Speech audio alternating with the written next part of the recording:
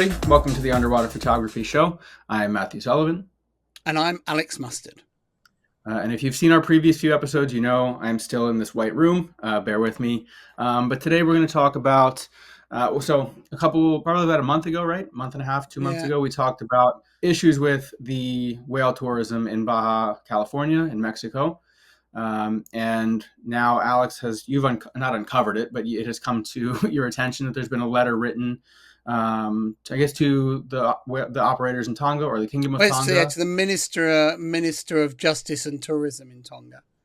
Yeah, about the whale tourism there and some concerns that people have about how the tours have started to change and how they're run and what's allowed and all that kind of thing. So I know you have the letter there, so you'll kind of bullet point from the highlights. Yeah, well, it's not a very long letter, so the list of signatures is probably longer than the letter. So, but this is a letter that was put together by the Focused on Nature organization, which is led by Prince Hussein Aga Khan, who some of you may have seen his winning picture in this year's UPY contest, if you've not heard or met him before. He also had an exhibition of his photos at the recent World UN Conference on the Ocean, that took place just after World Oceans Day down in Nice in France. This letter is signed by him and lots of other people. Names I'll pick out. There's Sir Richard Branson, who went to my school. There's Dr. Sylvia Earle. There's Dr. Jane Goodall. I see Paul Nicklin, Brian Skerry on the photography side. There's Dan Lafoy, who is the IUCN World Commissioner on Marine Protected Areas, and whose allotment I'm looking after at the moment, because he's got an allotment here, so I've been eating all his fruit while he's been away, and many others. There's Dr. Carl Safina, and then WWF Australia, WWF New Zealand, and lots of other organisations, and I'll read all those through at the end. So it's a big letter written about changes in tourism, and I'll just read the letter rather than to goes. Dear Honourable Moale Finau, who is the Justice and Tourism Minister for the Kingdom of Tonga, congratulations on your appointment to this most important ministries within the kingdom. We are writing to express serious concerns about the impact of a new type of tourism related to humpback whales that visit Tongan waters each year to breed. The kingdom's pristine environment and the opportunity to witness these magnificent creatures are among the nation's greatest tourism assets. However, it has come to light that some tour operators and their guests' activities, particularly those involving close encounters with the whales, are having an unintended yet predictably negative effect on these animals. Some operators and tourists eager to capture photos and videos for social media platforms have started diving down deeper on and approaching the whales closer than the safe distance regulations dictate. This behaviour, primarily driven by the desire for content on platforms such as Weibo, WeChat and Instagram, is not only disturbing the whales but altering their natural behaviour. In Vavavu, I'm not sure I'm pronouncing that correctly, last summer, it was clear that the whales were being driven further offshore away from their natural breeding grounds as they tried to avoid the disturbances caused by these invasive human activities. It was evident that in 2024, the whales also left Vavu early, their natural behaviour disturbed, easily impacting the island's economy. The disruption is particularly concerning given that humpback whales come to Tonga for one of the most vulnerable periods of their lives, to mate and to raise their young. Any undue stress could cause lasting effects on the health and well-being of these creatures, compromising their ability to thrive and potentially even breed successfully. The present situation undermines both conservation efforts and Tonga's long-term goal of promoting sustainable tourism. So it's hard reading off Instagram, sorry about this. While whale watching and encounters can provide amazing and educational experiences for visitors, it's imperative that existing regulations around diving down and swimming too close are enforced in order to protect the whales. As the Minister of Tourism, we hope that you will recognise that failing to address the impact of these harmful behaviours, enabling those that could benefit from promoting them and behaving inappropriately in the water, will ultimately lead to the demise of this wonderful natural experience. We would kindly encourage increasing and improving the monitoring of tour operations, both domestic and foreign, and enhancing local education regarding the importance of ensuring these animals are able to behave naturally and thrive. Not only must we recognise the threat of these activities to whales, but also the very real possibility of injury or even death of a whale watcher acting inappropriately with them. Interrupting or coming between whales during their energetic, intense, and chaotic mating behaviour, and bothering or getting too close to a calf in front of its mother are activities thought are fraught with danger that could lead to serious injury or worse. The death of a tourist could seriously damage the reputation of Tonga as a destination, affecting government revenue and local communities' income. Oh, it's quite a long letter, this, sorry. I'm going to spin through the rest of it because it's kind of saying the same thing again. The kingdom has a unique and significant opportunity to set an example in terms of sustainable and responsible ecotourism for the rest of the world.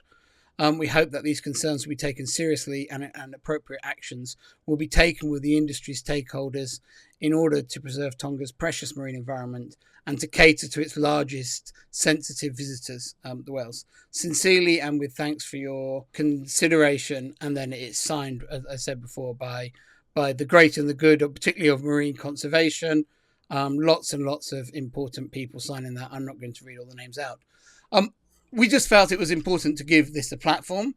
I think it also speaks to a fact that the underwater photography community is aware that perhaps limits are being pushed a bit too far in cetacean imagery and cetacean photography, particularly with the close-up style of images. I think it's one of the reasons why in UPY this year we chose a much more standoff image of humpback whales as our overall winner, which we felt was trying to set an example about maybe the right way to go about this type of imagery. Everyone is very aware that humpback calves can be very curious and can swim right up to photographers. So it's not a case that we want to see, any photographer with a close-up picture immediately being called out. But I think at the same time, it's important that as a community, we don't stick our heads in the sand and pretend everything is fine. And it's good to talk about these things. I've never been to Tonga. I've never photographed the humpback whales in the Pacific. So I don't have any personal knowledge or on this area.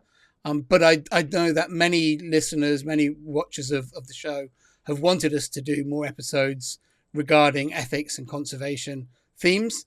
And so we felt this was an important one to highlight. I don't know if you've got anything you want to add, Matt, or we'll keep this one short and sweet.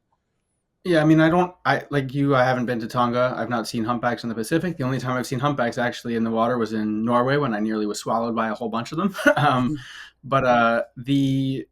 So I don't know. It's tough because we're reacting to this in real time, and I don't know the rules in Tonga, how they're actually structured, and how people are supposed to behave in the water, what the distances you're allowed to approach are.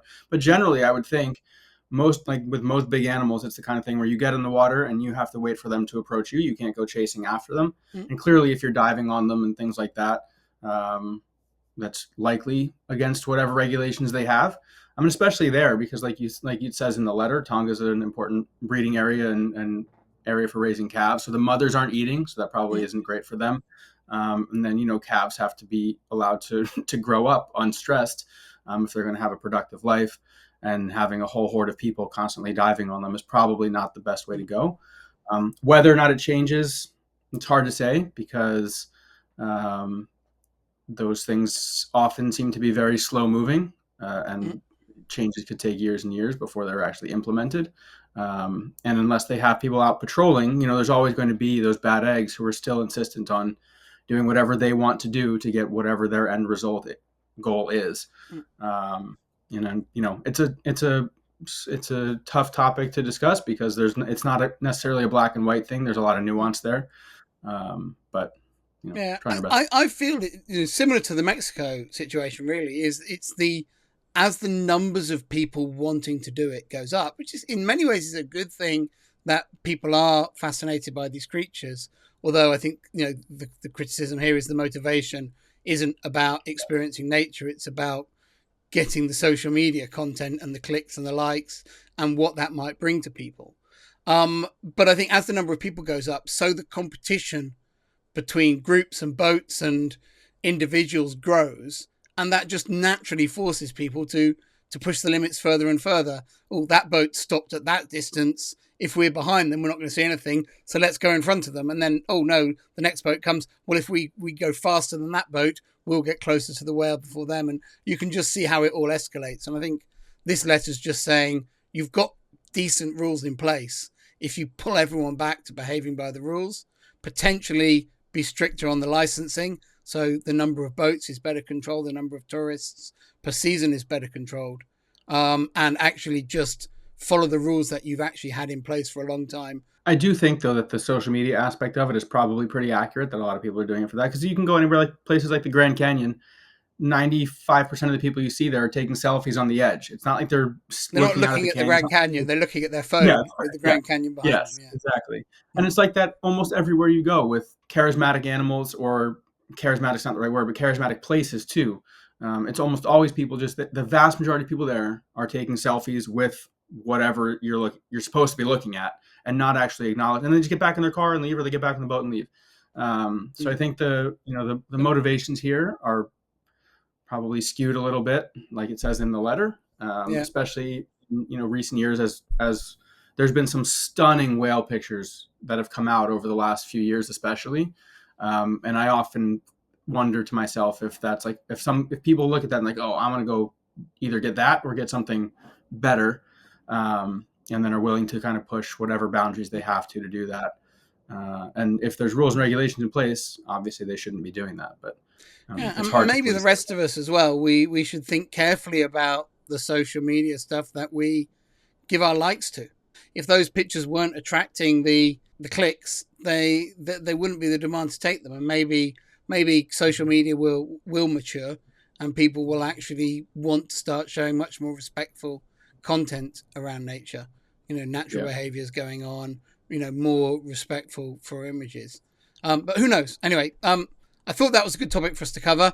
And with that, we'll wrap up this episode of the Underwater Photography Show. So thanks for watching. We'll be back again soon.